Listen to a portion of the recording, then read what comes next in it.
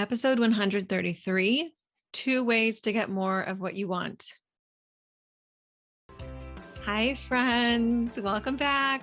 Happy to be here. I'm pretty sure I've done some version of this title like 4 or 5 times, but sometimes I feel like when somebody is new to either or is just reaching out for help for the first time or is for sure new to my work, it kind of can come in like 2 versions. There's like 2 buckets, right? One is I'm not getting what I need. And the other is he's doing something I can't stand, or there's something that I can't handle in the relationship, right? And so I think because it comes in those 2 ways, I keep circling back to this in different ways. But I'm really excited to share these 2 tools wherever you are in your relationship, even if your marriage is amazing. This will apply to any area of your life. So I want to really encourage you to give it a listen and also give it a try. I've got some homework for you this week. Before we get started, I just wanted to give you this update because I'm so fascinated with the research about social media and dopamine and addictive behaviors. And one of the things that's been like nagging me for a long time is that most of the time when I read research, I like want to put it into action immediately. I am like an implementer. I'm not a thinker. Like you give me an idea, I'm ready to go. Right. If you like know the whole like masculine, feminine, Jewish qualities, like very feminine in that way, right? Like give me an idea. I am into implementation ASAP. The research is very clear that when it comes to social media, it's detrimental to our mental health. But I've always been like very torn, and I brought it into coaching several times. And the last time that I brought it into coaching, my coach was like, yeah, I think you should just stop.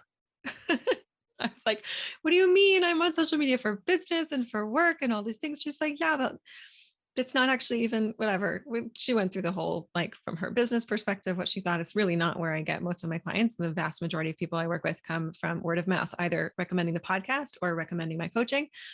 So thanks, by the way, for that. That's like definitely the best way to get clients. That's amazing and such an honor. And, hopefully not too much of an ego trip for me. Social media is not really the main place. And so I was like, okay, I guess I always thought I had to, but I guess I'll just give it a break. So I took the apps off my phone, my smartphone. I have a smartphone and a kosher phone. The smartphone's for work. So I took the apps off my smartphone and I blocked them on my browser and decided I would just leave it open Motzei Shabbos. So on Motzei Shabbos, if I decided I wanted to go and check anything, I could do that.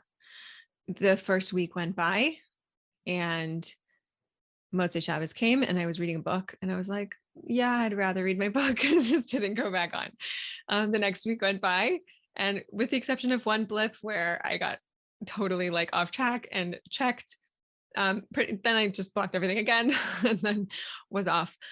It's really been a really interesting experiment from like the coachy side of me, right? From the side of me that's really interested in the research. I noticed, first of all, that my ability to sit and read long form outside of Shabbos, like almost like my brain switches on Shabbos, but outside of Shabbos, my ability to read long form is not what it was.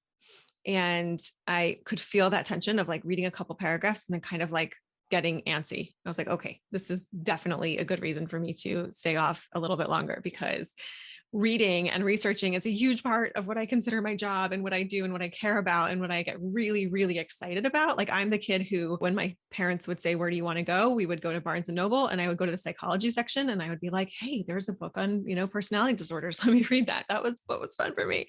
Yes, I'm a big nerd if you haven't learned that by now. I just want to share this with you, not to say everyone has to follow. And I know also I have a ton of listeners who are not on social media at all. So you can just use all of this to pat yourself on the back and see how great your brain's doing compared to the rest of us. But I did want to say that it was really amazing how much a week did and how much I noticed in a week and how much calmer my brain felt, and how much easier it was to focus. One of the things that I've seen in the research, using smartphones and specifically social media can cause our brains to mimic the symptoms of ADD or ADHD.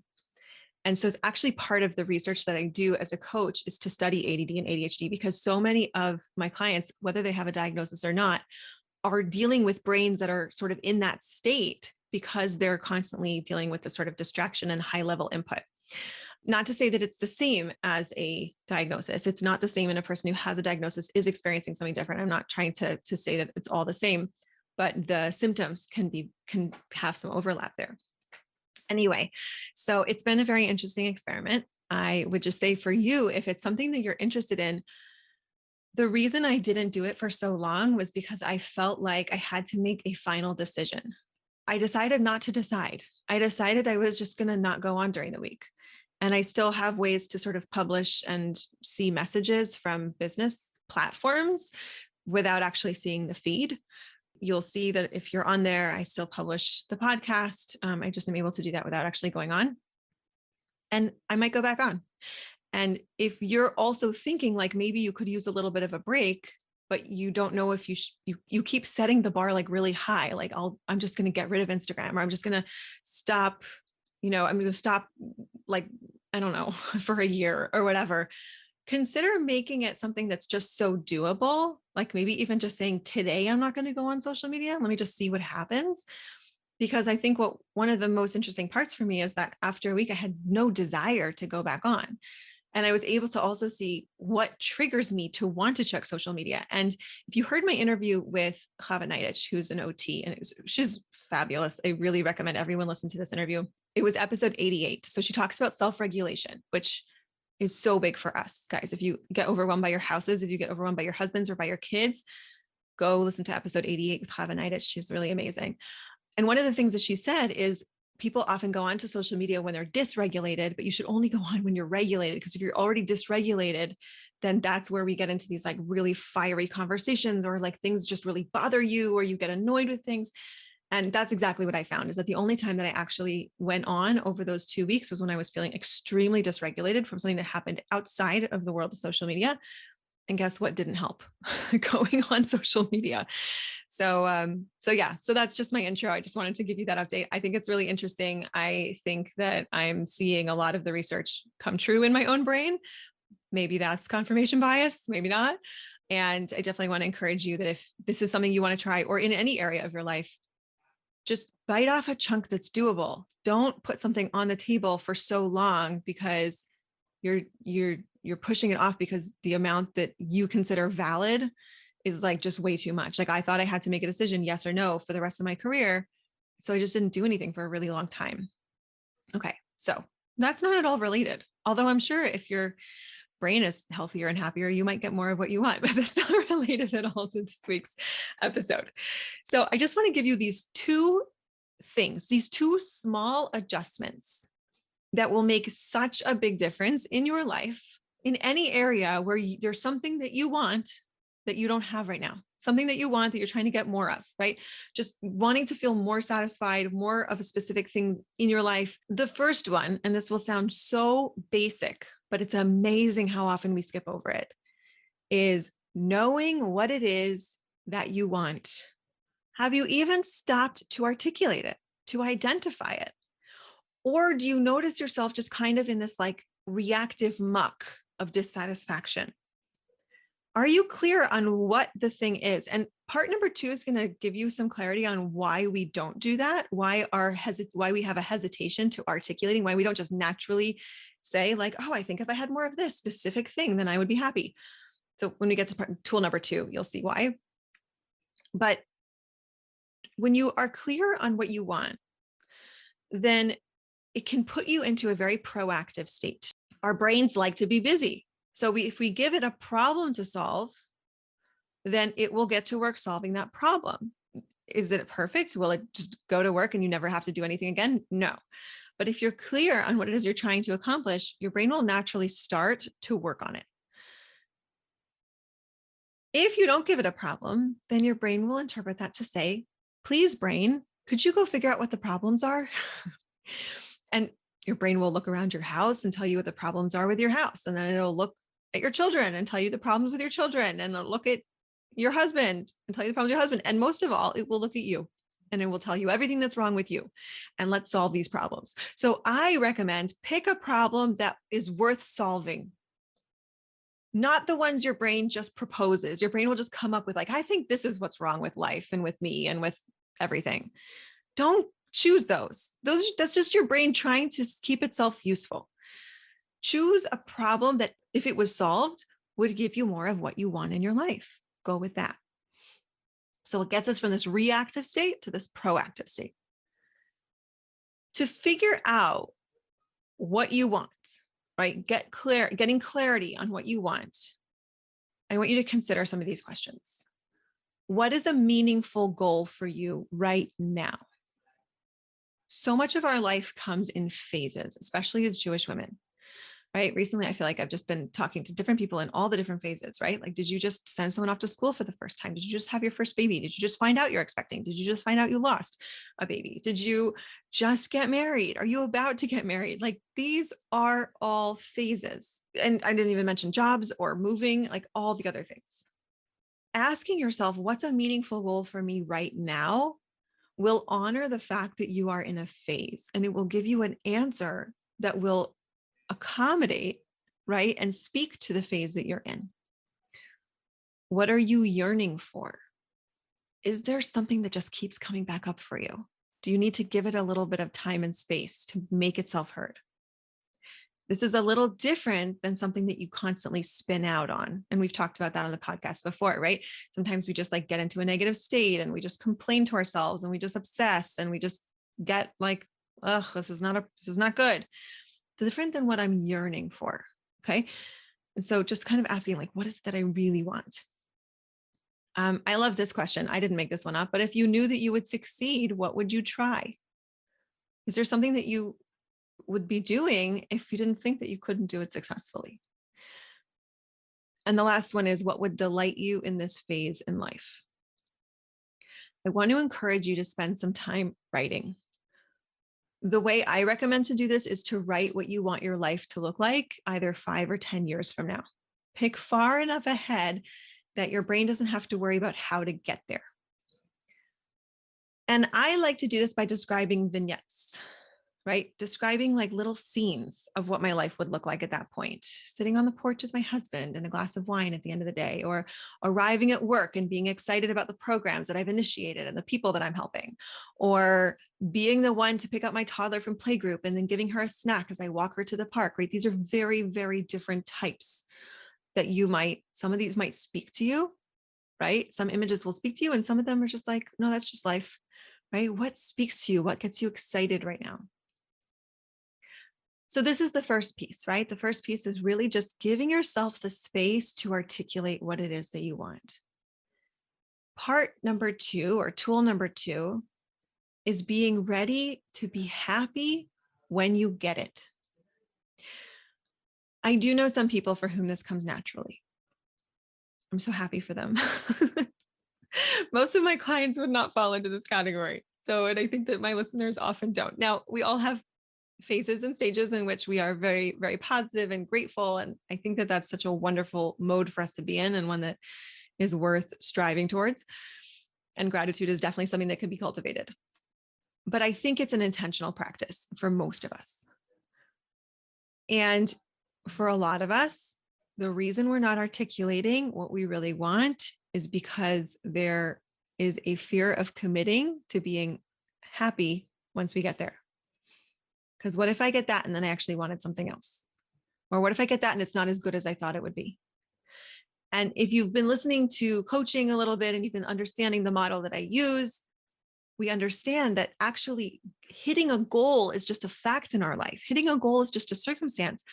Feeling happy is going to come from the thoughts that I think once I've hit that goal. It's not going to come from hitting the goal. And so it's up to me to decide that once I get there, I will be happy.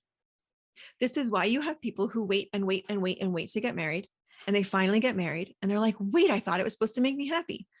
But if their thoughts aren't happy once they got married, they're not going to be happy, right? So the commitment is really to manage our minds on the other side of that goal, to be willing to be happy, to be ready to be happy if and when I achieve that. And the thing is that I think that there's really no point of a goal if you're not willing to do that. Right. And so maybe that's why we're not setting so many. Maybe that's why we're not thinking proactively, because we can't trust ourselves that we're going to actually celebrate ourselves on the other side of it. Most of us can identify, if we're willing to be honest with ourselves, that 90% of our life is amazing. I can always, I always think of this example that I heard in a share years and years ago, that someone was saying that even the king of the most powerful country in the world still had to sleep on a straw mattress if you go far back in time, not even that far back, right? Today, probably all of you are not sleeping on straw mattresses. How about indoor plumbing? Right? Like billions of people, millions of people went through life with no indoor plumbing. That was just a fact of life. And we don't have to do that. Modern dental care, that's what I feel very, very grateful for. Our lives are so good. And I'm not saying this is important. I'm not saying this to invalidate if you're really struggling right now, or to give you guilt if you're really struggling right now. Absolutely not. Those are different episodes than what we're doing right now, right? Right now, what we're doing right now is really proactive and like focus on where I want to go. Okay. So if you're struggling, I want you to give yourself the space and the compassion for what you're experiencing, right? And sort of put that piece to the side from the goal setting that I'm talking about at the moment. If we can experience pleasure from all the good that we have in our life right now, and yes, that might even mean getting a cavity filled as opposed to just having someone rip it out with a wrench, then we're only going to be more motivated to pursue our goals, because we'll know that we will experience that pleasure when we've achieved that goal, right? We need to learn to experience the pleasure now to sort of give ourselves that insurance, that guarantee that on the other side, we'll experience the pleasure there. I want to give you just one last thought to consider. That's really funny. This does tie back into the whole social media conversation a bit, which is that today, one of the things about living in the world today is that we have access to really, really high level hits of dopamine. Okay. We have processed food. Nobody could just binge on blueberries until they were happy. I don't think there's enough blueberries for that. I mean, I love blueberries, but they don't hit your brain the same way that refined sugar hits your brain. And I'm not saying don't eat refined sugar, so bear with me. Social media, parts of how Facebook is designed is based off of the slot machines in Las Vegas, right? The waiting and the anticipation, and then the hit when you see the like or the comment, and it's all forms of social media. And WhatsApp is also social media. Watching TV or movies. Are you getting a thrill from that you're not getting from other areas in your life? Is this what's most exciting to you? What is most exciting to you in your day? What do you most look forward to? Is it one of these dopamine hits, or is it escapism? Or are you getting pleasure from your life, from what's really happening in your life? Here's your homework. I want to encourage you to spend some time getting clarity on what it is that you want to pursue. If you're a davener, I think you should daven about this. If you are a writer, you should journal about this, or do both. You could talk to your husband or friends if that's helpful for you. You could just think. I think writing is super, super helpful. And I really want to encourage you that if what speaks to you right now is a very mundane type of goal, to honor that. And if the goal is outrageous and seems kind of ridiculous and you're not sure you could hit it, let's do that if that's what's exciting for you. Because who cares if you don't hit it? Let's just write it down. I would really love to support you in this. I'd love to support you in achieving these goals and clarifying your goals. I have a group program. It's a group membership. It's a monthly membership. There's no long-term commitment. And at the end of every month, registration opens for the following month. So registration will be opening for January at the end in just a few days from now. It's called How to Glow. And if you want to get any information about it, you can go to kaylalevin.com and just click on where it says Work with Kayla. I would love to have you inside, to have you join us, to help you work on some of these goals, or to troubleshoot along the way. All right, so have an amazing week and see you back here next week. Bye-bye.